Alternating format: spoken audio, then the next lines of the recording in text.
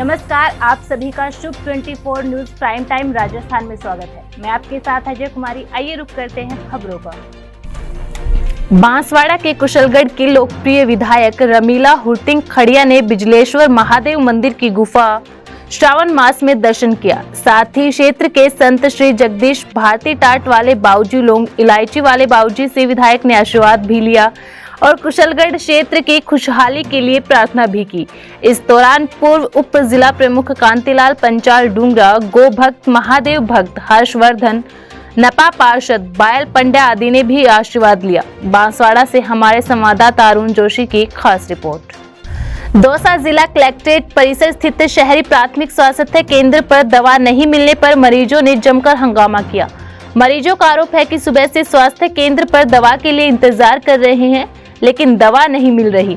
जब मरीजों ने इसका विरोध किया तो वार्ड बॉय ने इतना कह दिया कि जो कुछ करना है कर लो। जब इसकी शिकायत अस्पताल प्रशासन से की तो बताया कि अस्पताल में काफी समय से फार्मासिस्ट का पद खाली चल रहा है, जिसके चलते दवा वितरण की व्यवस्था नहीं हो पा रही। दौसा से हमारे संवाददाता विष्णु की खास रिपोर्ट। सर मेरे को दवा देने के लिए सर ने बोला थोड़ी देर दवा दे लो, आप जीएनएम जब तक काम कर रही है। मैं दवा दे रहा था, 3 सुबह से दे रहा हूँ। पानी पेशाब चले गया तो पेशेंट मेरे ऊपर चढ़ के गाली गलौज करने लगे, कैसे मारेंगे इसको, पीटेंगे इनको, ऐसे खेलने लग गए सर। आप वैसे क्या पोस्ट पे लग रहे हो? मैं तो वार्ड बॉय हूँ सर। मामला यही है कि यहाँ पे कोई फार्मासिस्ट नहीं है दवाई देने के लिए। यहाँ पे क्या पोस्ट नहीं है, हम जीएनएम से दिलवा रहे हैं। नहीं, जीएनएम भी सिर्फ एक ही है हमारे पास यहाँ पे। अब वो टीबी का पेशेंट है, उसे दवाई दे रही है वो। अब यहाँ पे हम एएनएम से दिलवा रहे हैं, लेकिन आज एएनएम का भी टीकाकरण करते हैं। इन्हें आज शक्ति दिवस मनाना होता है, तो ये भी आज वहाँ पे लगे हुए हैं। तो हमारे पास कोई दवाई देने के लिए नहीं है। हमने एक बंदे को लगा रखा है, उस पर मरीज चढ़ के आ रहे हैं कि तू जल्दी दवाई दे, हमें दवाई क्यों नहीं दे रहा है। अब इससे ज़्यादा हम और क्या कर सकते हैं? जितना स्टाफ है हम कोऑपरेट करके चल रहे हैं, इससे ज़्यादा तो हम और कुछ कर भी नहीं सकते। हम बाहर से किसी को बुला नहीं सकते देने के लिए कि हम ऐसे ही हर किसी को बुला ले कि आओ दवाई दो यहाँ पे आके। अब ये तो मरीजों को भी थोड़ा कोऑपरेट करके चलना पड़ेगा, देखना पड़ेगा कि रुको आपकी हम दवाई दे रहा है। एक बंदा टॉयलेट भी जाएगा, पानी भी पिएगा। सुबह 8 बजे से खड़ा है वो बंदा दवाई देने के लिए, अभी 11:30 बज गए। 2-3 घंटे से लगातार दवाई दिए जा रहा है। क्या हंगामा हो रहा है यहाँ? सर हम दवाई लेने आए हैं डिस्पेंसरी में, तो यहाँ से पर्ची करके डॉक्टर साहब ने पर्ची लिख दी। दवाई वितरण के लिए बहुत देर से लेने लग रही है। 2 जेंट्स और लेडीज दोनों लग रहे हैं, काफ़ी भीड़ है। और जो यहाँ के कर्मचारी हैं ऐसे बोले नहीं दूंगा दवाई, आप करो जो कुछ कर लो। और एक सीताराम जी वेरवा जी हैं जो ऐसे बोल रहे मेरी ड्यूटी भी है, लेकिन मैं 2 बजे 8 घंटे खड़ा हूँ यहाँ पे 8 बजे से। ये है पूरा मामला। अब आप देखो कितनी भीड़ है, और हम भी खड़े हुए हैं, काम के हम भी मजदूर आदमी है, तो काम के लिए आए। दवाई तो एक सरकारी है, ये इनके कोई घर में से थोड़ी आ रही है। ये दवाई है ना, ये नहीं दे रहे। सीताराम कर्मचारी है यहाँ पे इस डिस्पेंसरी में, जो अपने रिश्तेदार वगैरह के तो अंदर से दवाई वितरण कर रहा है ना, वो उनको अंदर लेके दवाई दे रहा है। और 2 लाइन लग रही है लेडीज की और पुरुषों की, तो उनको वो दवाई नहीं दे रहा। वो खड़े हैं, बुजुर्ग आदमी पैर से खड़ा नहीं हो जा रहा है, और उसका ढोरा खा रहे हैं। नहीं दे दूंगा दवाई, नहीं दूंगा। आप किस चीज़ की दवाई लेने आए हो यहाँ? मैं मेरे एक उड़ान के दर्द के लिए आया था, खांसी जुकाम की। बांसवाड़ा के कुशलगढ़ में मानवेंद्र क्लब की दुकानों पर अशोक दोषी हर दिन कबूतरों को दाना डालते हैं। बड़ी संख्या में कबूतर सुबह और दोपहर को आते हैं। अशोक दोषी का कहना है कि जो व्यक्ति कबूतर को दाना डालता है वह ईश्वर का काम करता है। घर में सुख शांति बनाए रखने के लिए कबूतर को दाना डालना चाहिए। इसके साथ साथ बंदरों को रोटी देने का काम भी अशोक हर रोज कर रहे हैं। बंदरों के लिए रोटी बनाने के लिए एक महिला को लगाया है, उसका मासिक वेतन भी अशोक स्वयं से ही देते हैं।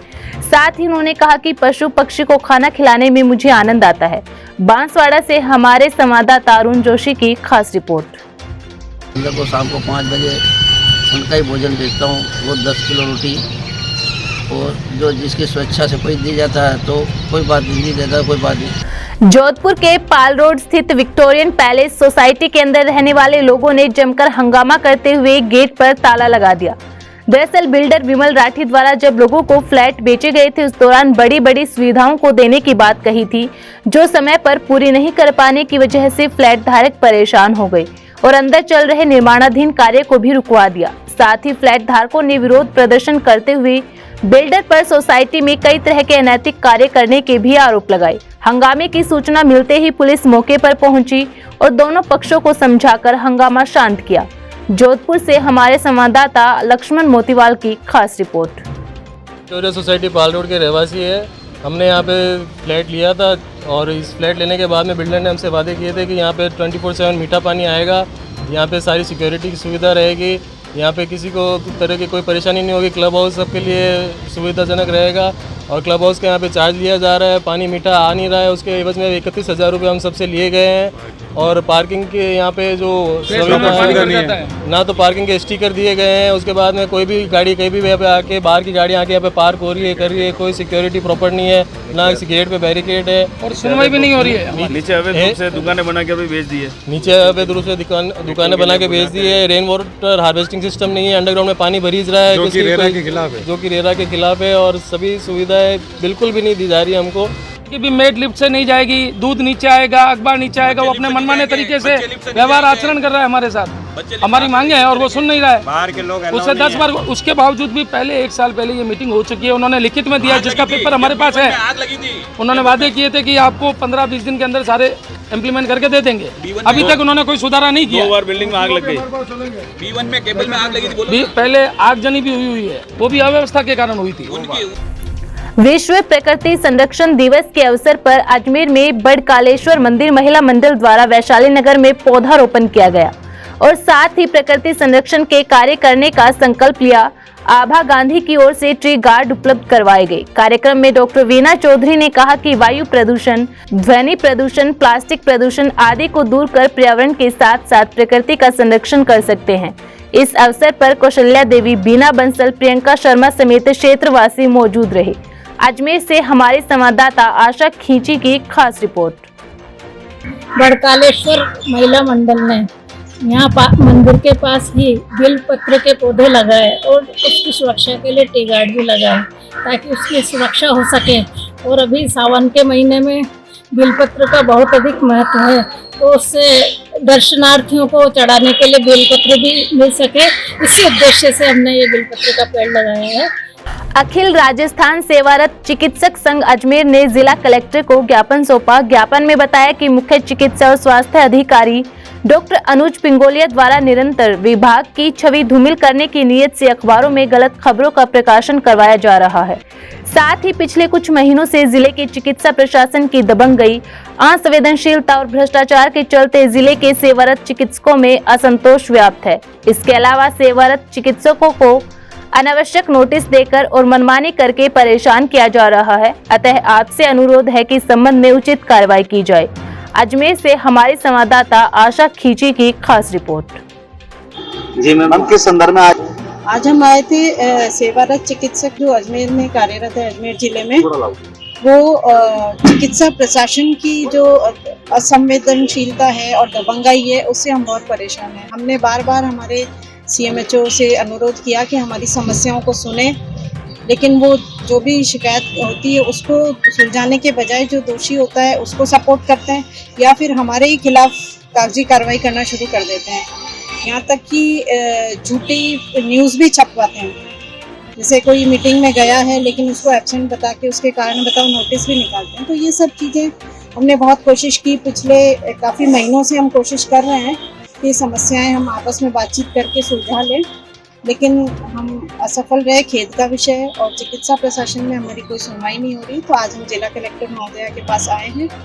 वो एक चिकित्सक भी है और जिले की मुखिया भी हैं, तो हमें पूरी उम्मीद है। और उन्होंने बहुत ही संवेदनशीलता से हमारी बात सुनी और उन्होंने हमें आश्वासन दिया है कि हमारी सब समस्याओं का निदान करने की कोशिश की जाएगी। और हमारी जो भी समस्याएं हैं, क्योंकि हमने जेन्युइन समस्याएं बताई, हमने कोई ऐसा कोई झूठी शिकायत वगैरह नहीं, लेकिन हमारे खिलाफ जो झूठे आरोप लगाए जा रहे हैं हमने उसका विरोध किया। आज हम जो आए हैं, मेन कारण ये है कि जो BCMO मसूदा साहब हैं, उनके खिलाफ फेक न्यूज़ का एक कैंपेन चलाया जा रहा है। बहुत ज़्यादा आप लोगों को गलत सूचनाएं देके अखबारों में छपाई जा रही है, जिससे एक बहुत नेगेटिव इम्पैक्ट हमारे ऊपर भी पड़ता है, चिकित्सा सेवाओं पे भी पड़ता है। हाल ही में जो DHS हुई थी उसमें देविका तोमर मैम खुद आई हुई थी, लेकिन उनके नाम लेके भी ये चीज़ दी गई कि BCMO मसूदा को लताड़ा गया, जबकि एक कन्वर्सेशन, 2 वे कन्वर्सेशन होता है, जिसे वो जानना चाह रहे थे कि मॉनिटरिंग टूल्स क्या होते हैं उसके, लेकिन उसको लताड़ के रूप में कन्वर्ट करके न्यूज़ छपवा दी जाती है। उसके अलावा लास्ट 6 मंथ से इनके साथ कुछ ना कुछ जानबूझ के गलत खबर छपवा के इनको बदनाम करने की कोशिश की जा रही है। लाल डायरी से राजस्थान की राजनीति लाल हो रखी है। सीकर में जनसभा को संबोधित करते हुए पीएम मोदी ने कहा कि लाल डायरी चुनाव में कांग्रेस का डब्बा गोल करने जा रही है। इस पर पूर्व डिप्टी सीएम सचिन पायलट ने कहा कि बीजेपी के पास कोई मुद्दा नहीं बचा। प्रधानमंत्री राजस्थान आए तो हमें उम्मीद थी कि ईआरसीपी पर बात करेंगे, उस पर बात नहीं की। बीजेपी सत्ता और विपक्ष दोनों में फेल हो रही है। आने वाले विधानसभा चुनाव में राजस्थान समेत चारों राज्यों में कांग्रेस की सरकार बनाने में कामयाब रहेगी। जहां जहां भाजपा की डबल इंजन की सरकार थी वो फेल हो गई, तो सिंगल इंजन क्या चलेगा।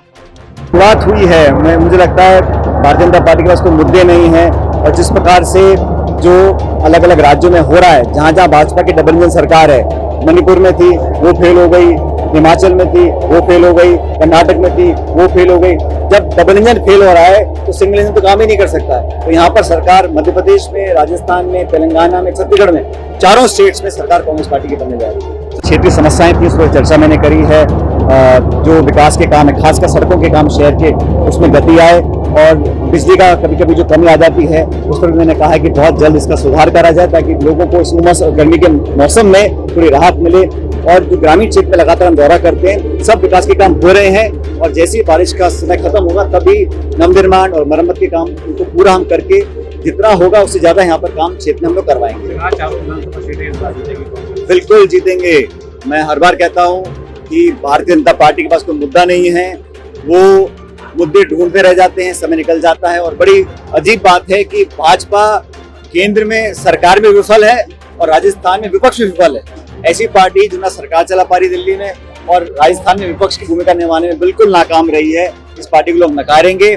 आपसी झगड़े, खींचतान इसमें लगे हैं। सबके सबको लग रहा है कि जनता स्वतः ही उनको वोट डाल देगी, लेकिन मुझे लगता है कि हमारी पार्टी की जो नीतियां हैं, जो प्रोग्राम, मैनिफेस्टो, गवर्नेंस, काम, सत्ता, संगठन मिलकर जो हम काम कर रहे हैं, निश्चित रूप से 2023 में भारी बहुमत के साथ कांग्रेस की सरकार बनने जा रही है।